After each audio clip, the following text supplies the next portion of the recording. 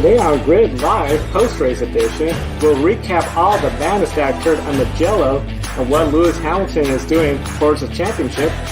Colton Herta, Will Power, both of them made a statement who's left in the championship, and NASCAR at Richmond, a rather unusual race. We'll explain all about that right here on Grid Live.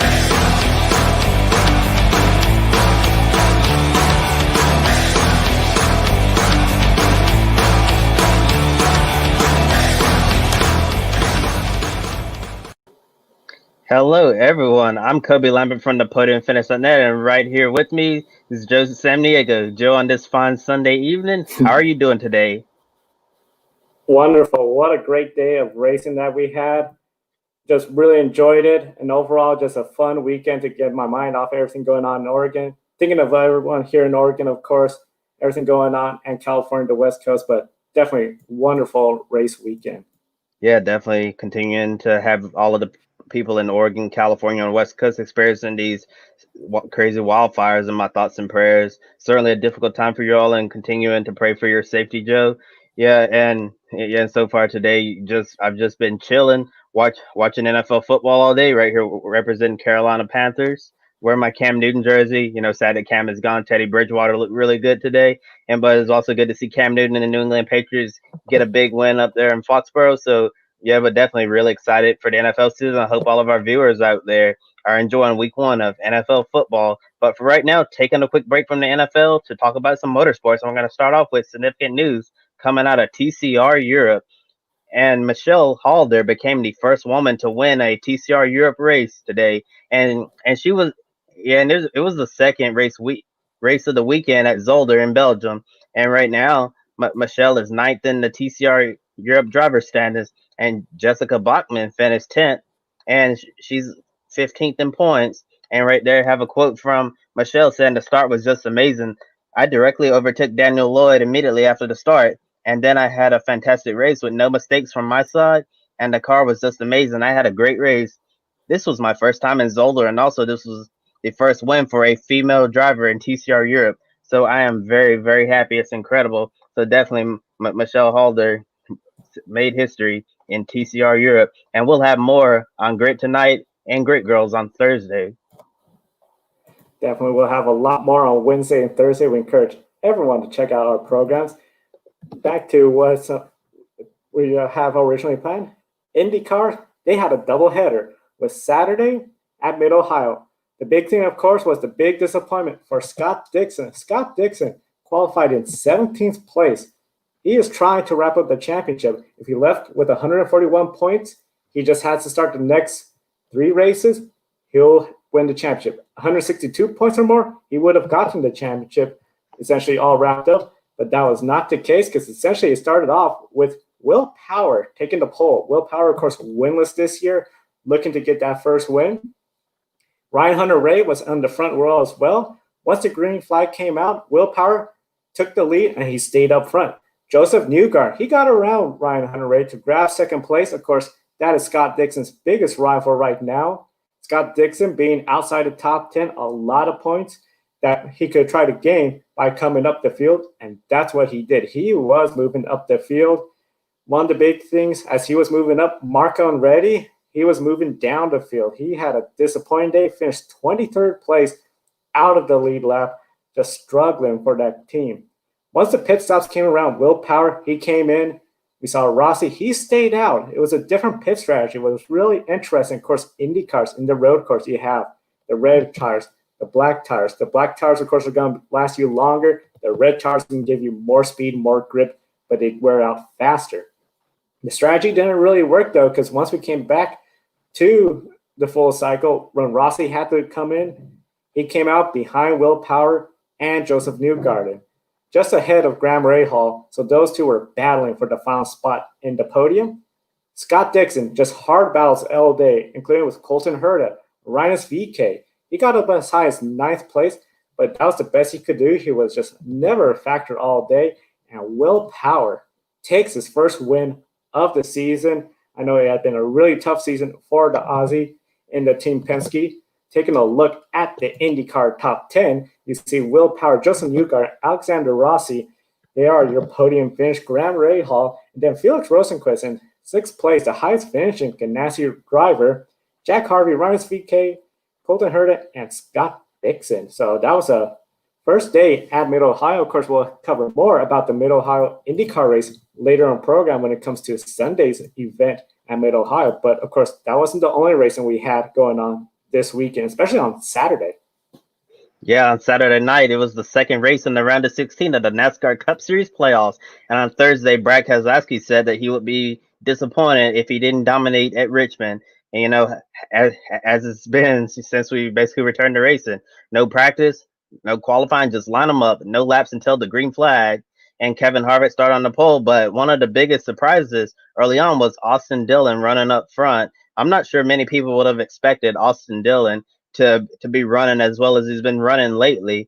Yeah, he was racing up front and took the lead during the first stage. But however, the first stage would go to Denny Hamlin, and it was caution free, no incidents at all. Denny ended up earning his stage points and all of that. But however, trouble struck for the two most dominant cars of stage one. Denny Hamlin and Austin Dillon were both busted for speeding on pit road, and they were sent to the back of the field for the restart.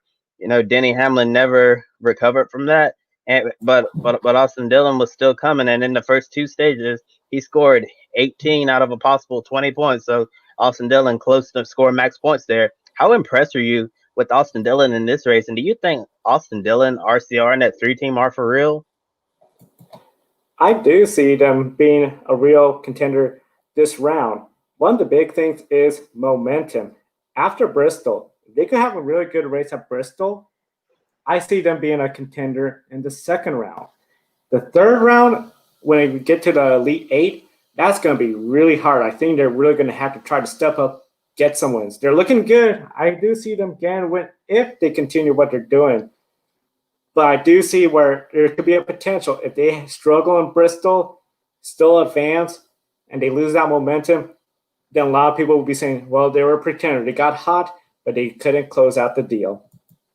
Yeah, and with Austin Dillon, I feel like in the playoffs, if you get hot at the right time, you can definitely make things happen. That 3 team is on fire right now. It's really crazy because I'm sure when people were making their bracket, Austin Dillon, a lot of people thought he was going to be one of the first 4 out. And now, unless something crazy happens, it looks like Austin Dillon is going to advance to the round of 12, which not many people would have expected.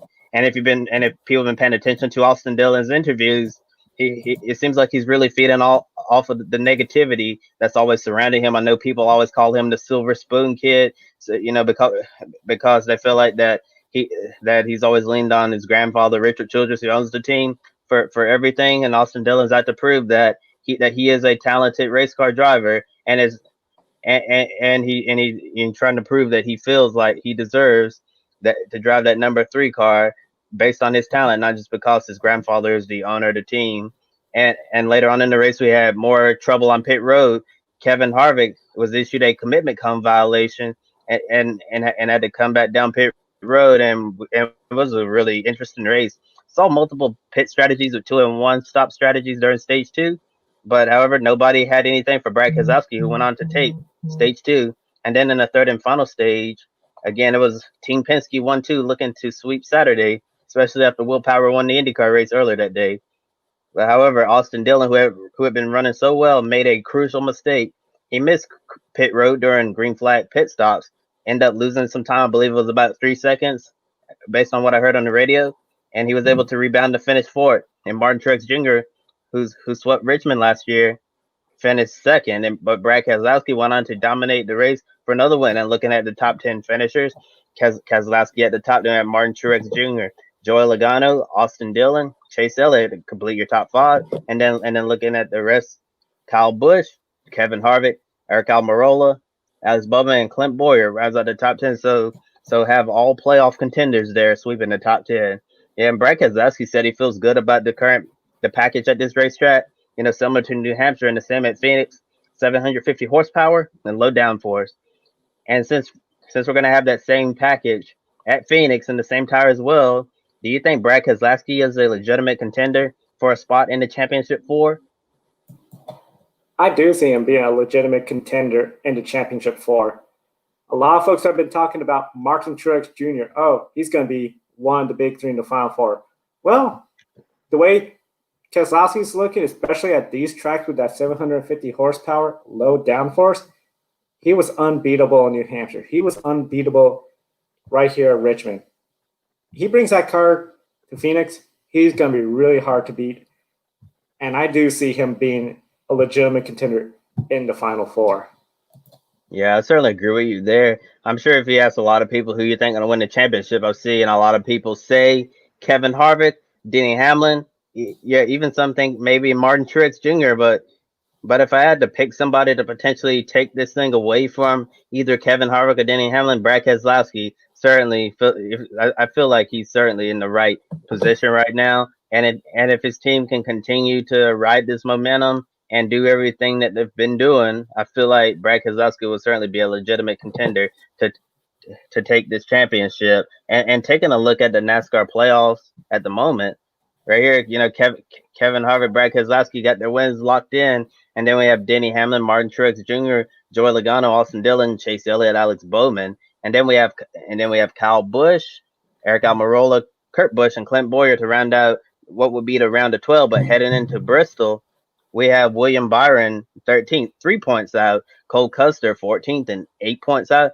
and then it looks like Matt DiBenedetto and Ryan Blaney's might be in some trouble. They definitely have a lot more to do. So it looks like that DiBenedetto and Blaney might really have to work hard and try to win at Bristol. It might be win or go home for those drivers. And right now the top 8 reasonably looks like they're safe to get into the round of 12 if they don't have any issues at Bristol. And Kyle Busch and back they're within range of missing with a poor race. And then, but however, one of the bottom 4 racers can certainly win at Bristol. And traditionally, we see playoff drivers win most of the time. And on Saturday, as I mentioned, all top 10 were playoff drivers. Do you think that will continue at Bristol, or will a non-playoff driver steal the show? I think at Bristol we'll see a playoff driver win. Which playoff driver? I don't know. That's going to be a really tough race. This is the race, though, where I do feel for the playoffs, this is the best opportunity for a driver not in the playoffs to get that win, because this is a short track. We don't have to worry about the aerodynamics. We can make it work at this short track compared to some of the bigger tracks, as we do see the playoff drivers, they always come out swinging, ready for wins. At Bristol, it's fair game. I think the field could easily see a surprise winner, but I do see at least 2 non-playoff drivers finishing in the top 10 at Bristol. And speaking of non-playoff drivers, a few of them had a really tough night at Richmond, including Eric Jones, Bubba Wallace, and Jimmy Johnson. All 3 finished outside of the top 20. So looking forward with the remaining races in the playoffs, how do these non-playoff drivers handle the rest of the playoff races? It's something else for these non-playoff drivers, because essentially for non-playoff drivers, you're mostly going out there for the wins. The big thing, though, the playoff teams, they just come out, they're ready for the wins. They're going for the wins. So it's very easy to get discouraged when you see the top 10 all playoff drivers. I believe the Southern 500, we had 2 playoff drivers, non-playoff drivers, score a finish in the top 10. Eric Jones outside the top 20. I mean, we saw Jimmy Johnson, 35th contact, Bubba Wallace. It has to be demoralizing to have that, but at the same time, you got to try to be strong and keep encouraging your team to keep moving forward. I think in the case of Eric Jones and Bubba Wallace as well, both of them looking for a ride next year. There's a case Bubba might already have a deal, so he knows at least he has that. But if you're in Eric Jones' spot, you want to perform good to try to win a team owner's, essentially saying, here's the deal, you're racing for us, sign here. He wants to go out to perform. Jimmy Johnson, he's retiring, so it's disheartening for anybody outside the playoffs to keep racing, especially when you're not performing. But for especially, I think, Jones, looking for a ride next year, it has to be a little bit more stressful. Yeah, certainly more stressful for Eric Jones and Bubba Wallace. We mentioned that he's not going to be returning to Richmond Petty Motorsports next year. So yeah, that's certainly not the night he wanted at Richmond. But moving forward for the rest of the season. I'm sure Bubba will want to go out on a high note with Richard Petty Motorsports. That's the team that gave him his big break in the Cup Series, and I'm sure he'll always be grateful for whatever they're doing. And Eric Jones, not really sure if he has anything lined up for next year, but Eric Jones certainly wants to go out there and perform his best to show other team owners that he's worth taking a chance on to get a second opportunity to show what he can do at NASCAR's highest level. And we're going to have more NASCAR coverage later on in the program next, Joe. I'm sure you really want to talk about that crazy race we saw at Mugello earlier today. The Formula One race at Mugello, that was, in my opinion, the race of the weekend. A lot of people were excited about it. Of course, this is going to be Ferrari's 1000th Grand Prix race. And on Great Life Previews, we had to ask, how would they be remembered? Well, thankfully for Ferrari, it turned out being a pretty good day. Both drivers finished in the points. That was something where even on a Twitter poll during the race, we asked, a lot of people thought only one, Charles Leclerc, would get in the points, but both of them. So overall, a solid weekend. But it didn't come just uneventfully. Only 12 cars finished this race. 7 of them didn't even complete the first one lap under green. The trouble started early. Lap 1, turn 2. We had essentially 2 separate wrecks. Lance Stroll, Carlos Sainz, they made contact. That sent Sainz spinning. Vettel's damaged his front wing when he made contact with Sainz. Safety car comes out, and this is the big key. The safety car comes out, so we get a full course caution, no restart, no standing start. When it came to the restart, just as essentially we saw Bottas get the green flag, Kimi Räikkönen, he was in the mid pack, and the next thing you know, we see his teammate, Antonio Giovinazzi, Kevin Magnussen, Nicholas Latifi, Carlos Sainz. Debris scattered everywhere. Red flag comes out, just a huge wreck. Kobe, what were your thoughts on this wreck that occurred coming to the restart in the Formula One race? Well, I think it really comes down to an experience with those rolling stars. Formula One. Yes, they're definitely some wonderful experts when it comes to standing stars. But with the rolling stars, they don't really do a lot of those. So I'm sure it really comes down to an experience of knowing when to go, when not to go. Yeah. But certainly, I think that really comes down to an experience, and I guess that's why when we have drivers come over from the Formula One world and then they come to IndyCar, and when we have the cautions and then the rolling restarts, that's why you see Formula One drivers who come over to IndyCar. That's why they get burned so much on those restarts, and it takes them a little while to get used to them. So definitely, I feel like that this crash came down to an experience with the restarts. The inexperience took out a lot of drivers. Of course, Carlos Sainz, he was done for the day. And then, of course, in that first wreck, too, we had Pierre Gasly go out, Max Verstappen go out. So some of the big names, especially in the championship contention for Pierre Gasly, a bit of an ironic twist. He won last weekend. It goes out the first lap. It was mentioned on the broadcast, the last French driver to win, Olivier Panis. When he won his race, the very next race, he went out on the first lap. So it was just a really odd twist on his poor luck. Definitely, it was just one of those races where a lot of people on Twitter were talking about it. We were under this red flag. Red flag is lifted. It's a standing start, and that's where we see essentially Lewis Hamilton take the lead. Bottas, despite starting second, he got the lead on the initial start and then the rolling restart, which saw the big wreck. But this time, Hamilton, he got the lead. So a lot of people were talking about that inside lane where the pole sitter started being a bad lane, which will come up to play later. The battle was really for third place. Lance Stroll, Daniel Ricciardo, and the best of the rest all battling for third place.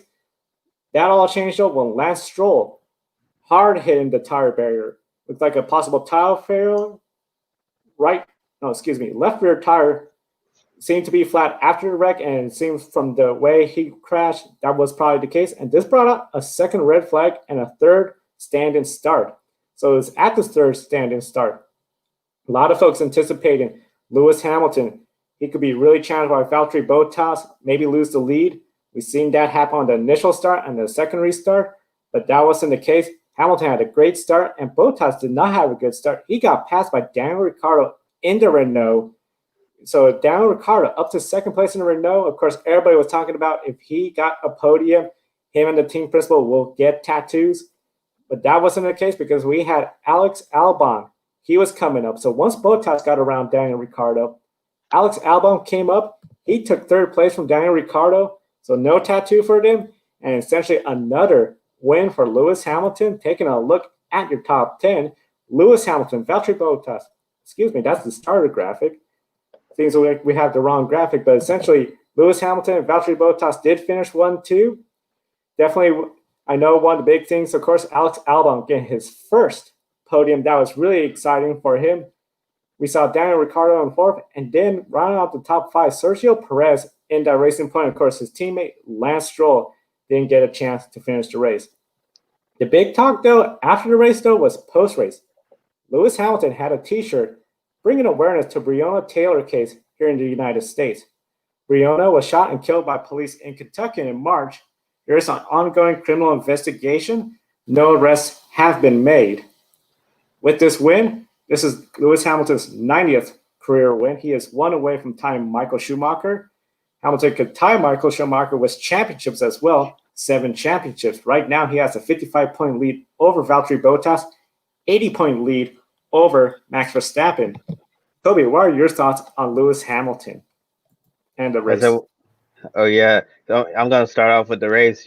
Really, really crazy Formula One race, especially with the big crashes. But speaking about Mugello, I really love the racetrack. Got to try it out a little bit on Project Cars 3, and certainly one of those racetracks that I just fell in love with immediately.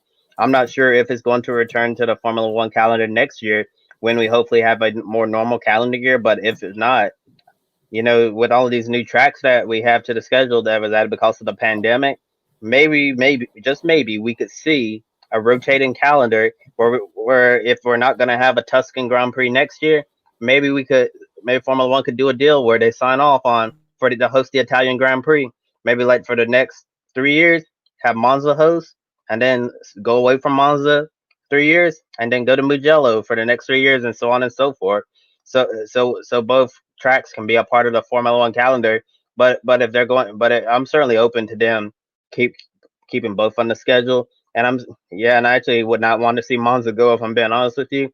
I'm just not sure if Formula One would want to have like 2 Italian Grand Prix on the calendar, but certainly I'm a strong supporter in keeping Mugello because that's such a wonderful racetrack that I'll be honest, I didn't even know it existed until they added it to the calendar. But it's really a beautiful, high speed, wonderful flowing racetrack. And my thoughts on Lewis Hamilton, Lewis is certainly one of the greatest drivers of all time, in my opinion. Continuing to do wonderful things, pick up win after win, keep dominating as many races as he's dominated. And then he's not just a leader on the track, also a leader off the track, bringing awareness to the killing of Breonna Taylor. Just like a lot of other people that've been doing the same thing in the NBA since they returned in the bubble, and also seen some NFL players who were in Breonna Taylor's name as well, because this is definitely an issue that's plaguing our society right now, and we certainly want the cops who killed Breonna Taylor to be held accountable. And I feel like Lewis Hamilton is doing a wonderful job using his platform to bring awareness to that. And hopefully, with more people speaking out like Lewis Hamilton, Breonna Taylor can get the justice that she rightfully deserves. I pretty much agree with you. Seeing Lewis Hamilton bringing awareness, taking this opportunity to bring the awareness. I mean, he's from the United Kingdom, not a U.S. citizen. I found what he did very brave. Yes, there were some people on Twitter talking about bringing politics in sport. This is a human right. This is something where there's a lot more than what people are saying, but definitely he is using his platform for a lot of positivity. And this is something that not only with Formula One, of course, he joined Extreme E, which Extreme E is going to be bringing more awareness to climate change, similar to Formula E. Speaking about that, taking a look at the correct top 10, I know we had the wrong top 10 earlier. We had the starters. Here are the top 10 finishers. As I mentioned, the top 5 are all right there. Lando Norris, he missed Q3. He came back 6th place. Daniel Kvyat, Charles Leclerc, great effort. He even got as high as a 3rd place at one point, but just that Ferrari was just too slow for him to keep it. Kimi Räikkönen, Sebastian Vettel, rounds out your top 10. Wonderful race overall. I know it was definitely, I'm one of those people, and I agree with you. I think it would be great to see this track on the calendar, maybe on a rotating basis. I think it's a wonderful idea. So it's going to be really interesting to see how Formula One handles not only this track, but other tracks that we're going to if they're really wildly popular. For the championship, there's still 208 points up for grabs over 8 races. So it's not over yet, but do we really anticipate Lewis Hamilton to suddenly fall back? That's going to be a question we're going to see later on in the future. The Russian Grand Prix is the next race, but definitely the next race we're going to talk about was Sunday's IndyCar race. Yeah, definitely. Sunday's IndyCar race started off with a lot of drama. Yeah, it was the front row. You know, we had qualified earlier in the day. Colton Herta was on the pole, and Santino Ferrucci ended up starting alongside him in second. At the start of the race, Santino Ferrucci went wide, come back on the track, and took out his teammate Alex Palou and also Felix Rosenqvist as well. And then you know the caution came out, and there's a quote from Santino saying it was a really tough race. The Steelmaster Honda had good pace, but on the opening lap, I got caught off guard on the outside, and when I tried to collect it, I did some damage to the car, and certainly not a good thing with Santino Ferrucci. Especially, it's much worse when he ended up taking out teammate Alex Palou. I'm sure Del Corn wasn't really happy for that to happen.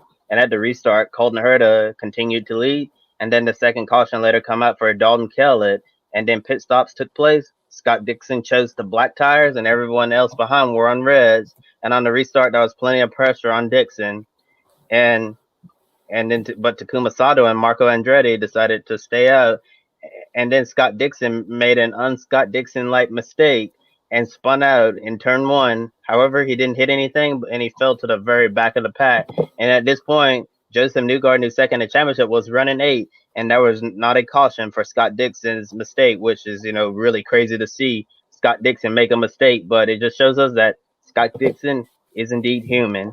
Does it feel like after Mid Ohio, we thought Scott Dixon might come in and dominate, but it feels like Scott Dixon was kind of like on vacation this weekend in some ways.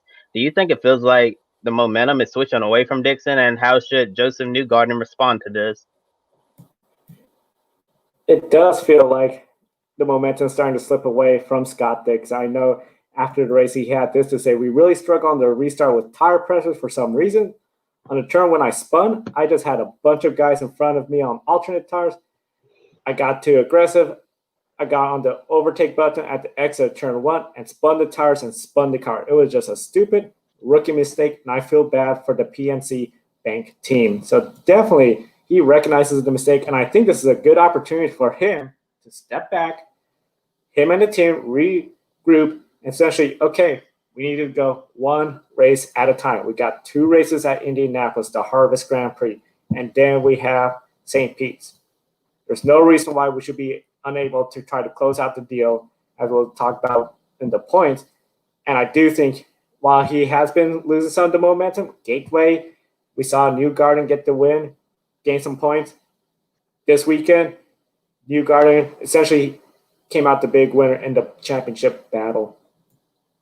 Yeah, and Scott Dixon and the number 9 team, they have a lot of time until the Harvest Grand Prix, the doubleheader weekend at the Indianapolis Motor Speedway Road Course, and then the finale on the streets of St. Pete. So they can certainly use this time to regroup and try to finish strong because Scott Dixon, the ball is still in his court. He seriously controls his own destiny right now, and he just has to keep doing what he's been doing all season and try not to let, as he called, a rookie mistake happen. Or we could definitely see this championship get a lot closer, where Joseph Newgarden can take the fight to him for the 2020 IndyCar title. And going back to the race, Takuma Sato would lead until pit stops, but he was never truly a contender today. And then Marco Andretti spun off in turn 1, similar to Dalton Kellett and Scott Dixon. He made no contact and was able to continue, and Andretti ended up finishing a lap down in 20th. So another disappointing day for Marco. And then after that, Graham Rahal again was trying to get around an Andretti Autosport car, but he was unable to, and Graham ended up in 4th. And Colton Herta went out, dominated the race on his way to an Andretti Autosport 1, 2, 3, and top 10 behind Colton Herta's teammates Alexander Rossi and Ryan Hunter-Ray and Graham Rahal Ford. Marcus Ericsson rounds out your top five. Then you have Simon Pagenaud, Will Power, Joseph Newgarden, 3 Penske cars in 6th, 7th, 8th. Then Aaron McLaren SP's Paddle Award and not. Then Scott Dixon was able to salvage a top 10 finish. And now looking at the championship standings, only 3 races left, and the top 4 are mathematically eligible to still potentially take home the championship. So out of those 4, who do you think is the real contender to Scott Dixon, and who is a pretender? When it comes to the pretenders for sure, I would say Joseph Newgarden, he is a contender. Considering the tracks we have coming up, Indianapolis and St. Pete's, I almost see all of them being contenders right now. When it comes to Indianapolis, I see Colton Herta. He could pull together 2 great races and still compete. He's more at a must-win situation. He needs to score max points as possible. When it comes to Pato O'Ward, he has more points. I think if he could get podiums, I do see him getting there. But at the end, I think, especially when it comes to Indianapolis, I think Colton Herta is still. I wouldn't be surprised if Colton Herta overtakes Pato O'Ward for 3rd place in the championship.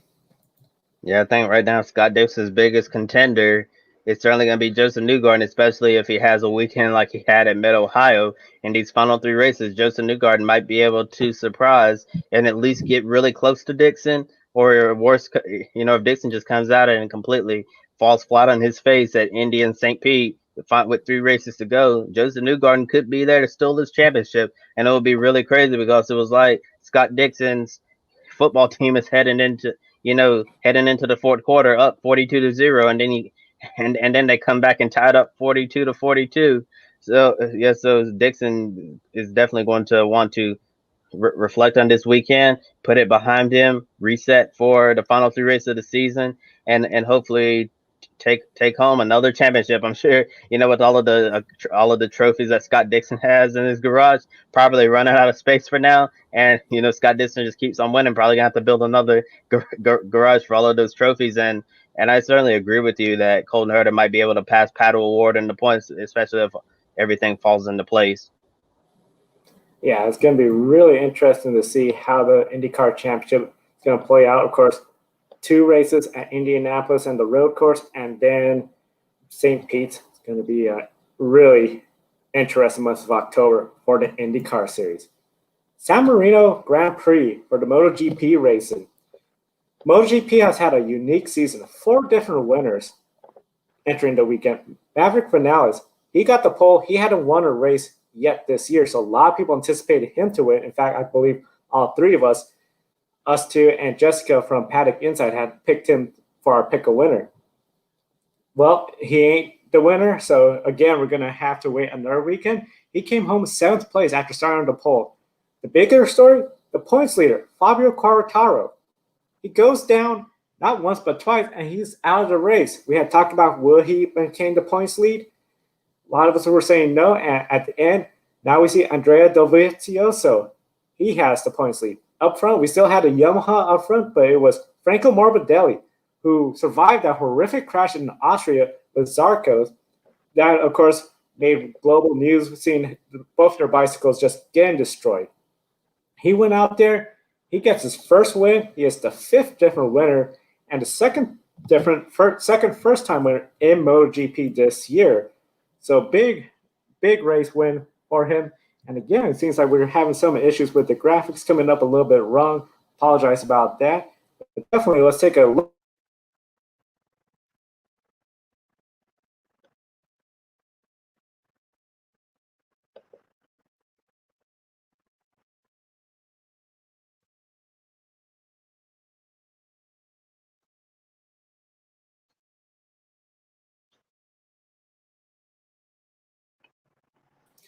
In the MotoGP, being so many different race winners, we have the highest ranked MotoGP racer, Andrea Dovizioso, 15th, compared to essentially Marc Marquez, who was in 1st place, 2nd place all season long, way in the back. So we've had a lot of action going on at MotoGP. A lack of consistency has just made it where It's always ever changing, it seems, up front.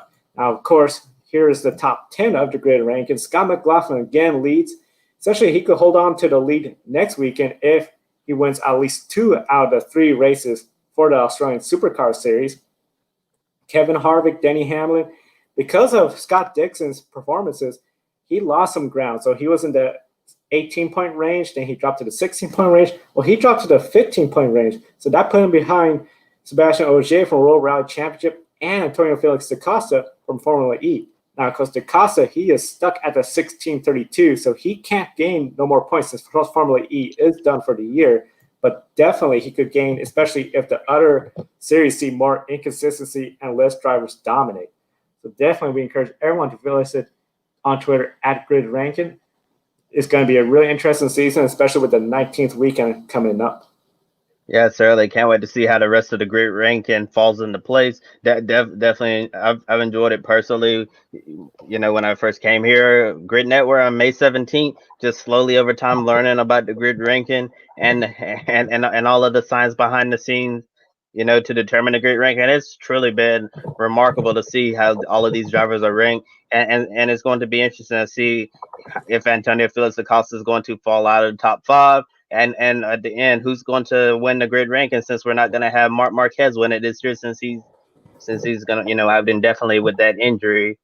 And now recapping the NASCAR playoffs, when it comes to the bottom 8, Joe, who do you think is most likely to not advance? Well, with the bottom 8, definitely looking at right now, the big thing, of course, is Bristol, the stage points.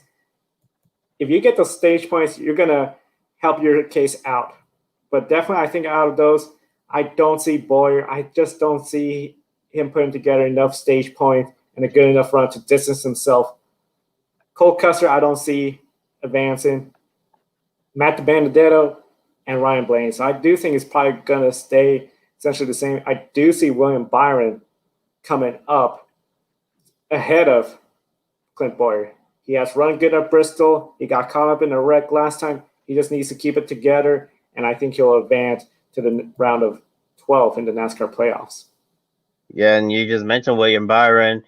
Are you really surprised to see him in the bottom 4, or do you think this is something that we just expected? I honestly am a bit surprised. I know after the Daytona win, I really thought, okay, now he's going to come out. He got the confidence. He knows how to win. He could go out there. He could win races. Sutter 500, Darlington's a tough track. He did all right. Then we get to Richmond, and it was just like they were just nowhere to be seen. I can only imagine Chad Canals and everybody, they're going back to their notes of Bristol, where he was running good until that wreck. He got into All-Star race. Of course, All-Star race, you know, there's a lot going on. He had to go race his way in. Next year, he'll be in it.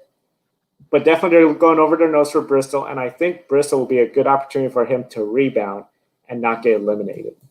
Yeah, I'm looking at another driver who could be in trouble of getting eliminated. On the Grid Live pre-race show, we talked about the importance of Matt DiBenedetto advancing to the next round, and potentially advancing on to the next round could secure him in the Wood Brothers ride next year for another season. And for Clint Bowyer, if he doesn't advance, do you think that this is going to hurt his 2021 plans? I know Greg Zipadelli said that he hoped to have, you know, same Cup lineup heading into next year, but we know that Kyle Larson and Chase Briscoe's name have been in the rumor mill for Clint Bowyer's seat. So I'm wondering, if Clint Bowyer exits in the round of 16, do you think this is going to help the case for Kyle Larson and Chase Briscoe? And is Clint Bowyer's NASCAR future be in a lot of trouble? It does seem like that could be the case, where Clint Bowyer's future is in a bit of trouble. If he doesn't advance to that next round, that means essentially he didn't get a win. He's out of the playoffs. That's going to make it where, you know, a driver like Kyle Larson, especially if the big thing, we know Tony Stewart said he'd love to have Kyle Larson. If there's a sponsor that's willing to back them, make it all work out, I see them going for it. They see the potential in him. Same with Chase Briscoe. Chase Briscoe really looking good over the Xfinity Series. If Clint Bowyer doesn't advance, that room's going to intensify, and I wouldn't be surprised if, you know, you will see a bit more pressure. So definitely, it's a case where if Clint Bowyer could advance to the next round, that only helps him for 2021. If he could get a win, that makes a big statement. And then he could really say, this is why we need to be together next year. We can improve this, and we could go hopefully for a championship in 2021. Yeah, certainly. I feel like anything can happen at this point. Silly season is always known to be wild. Tons of surprises at each turn. Yeah, and Clint Boyer, if he wins, that certainly could help change a lot of things because winning cures a lot of things going on, even if you're not really having the best season. Yeah, but I'm sure it's really tough for Clint Boyer knowing that he may not be in that ride next year, but he's going out trying to compete for a championship as well. Because as the weeks go on, when we don't hear, assuming we don't hear anything from Stewart Haas Racing soon, we're going to keep hearing Kyle Larson and Chase Briscoe's name linked to that 14 car. So I'm sure Clint Boyer wants to go out there and prove that he is capable of remaining in that number 14 Ford Mustang for the foreseeable future. And looking back at the round of 16 standings right now, with a worst case scenario, if one of the bottom four wins, everyone in the top six in points are safe, and Chase Elliott would be 25 points above the cut line. And if you are the drivers, in seventh, eighth, and ninth, what's your end goal at Bristol? Do they need to go out there and win just to be on the safe side?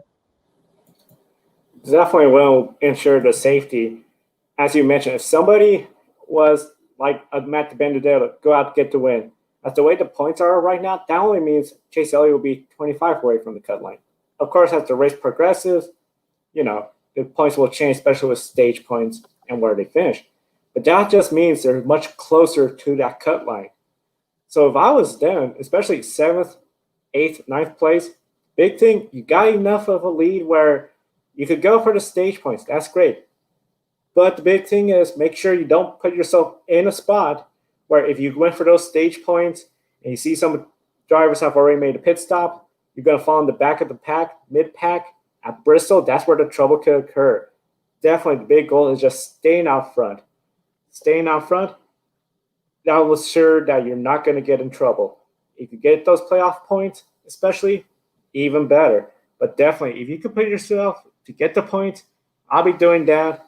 And especially if you don't have a winning car for Bristol, if you could get at least, fifth, sixth, seventh in each stage, get those points, that only going to help your case.